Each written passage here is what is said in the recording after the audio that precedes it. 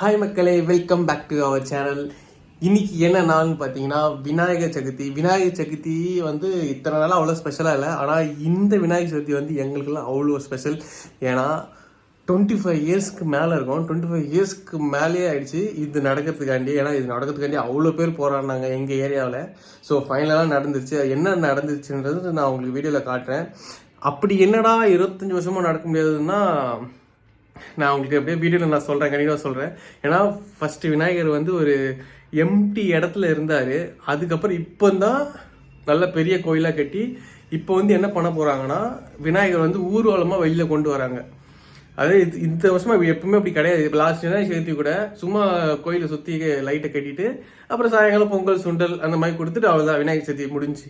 ஆனால் இந்த வருஷம் வந்து இந்த மாதிரி வெளியில் சுற்றுறதுக்கு வந்து உற்சவர் செலவுன்னு ஒன்று செஞ்சு வைப்பாங்க கோயிலில்.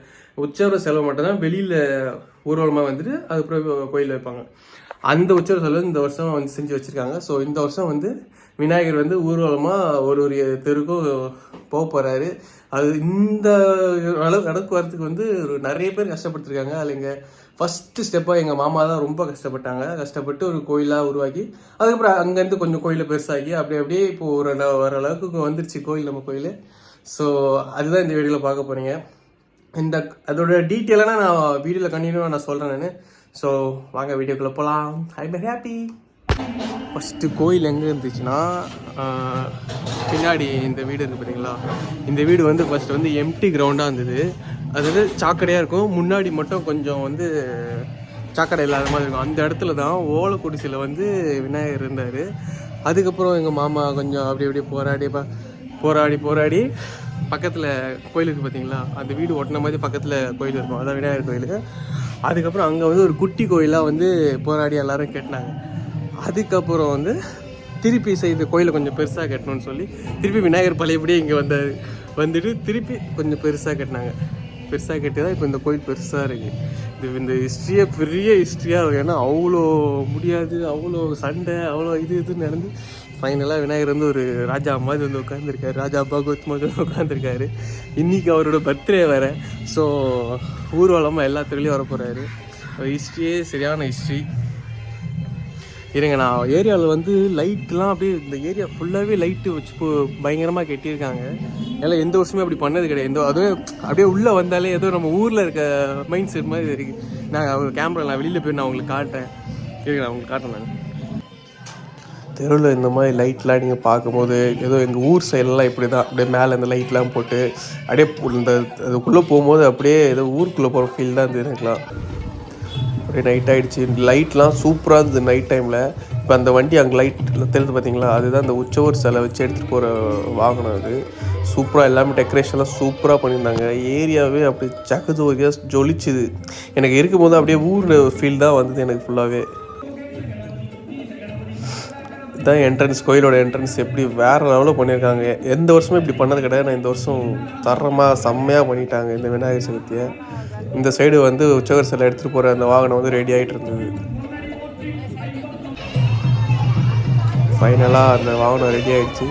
இங்கேருந்து எடுத்துகிட்டு மூவ் பண்ணுறதுக்காக எல்லாமே பிளான் போட்டுட்டு இருந்தாங்க.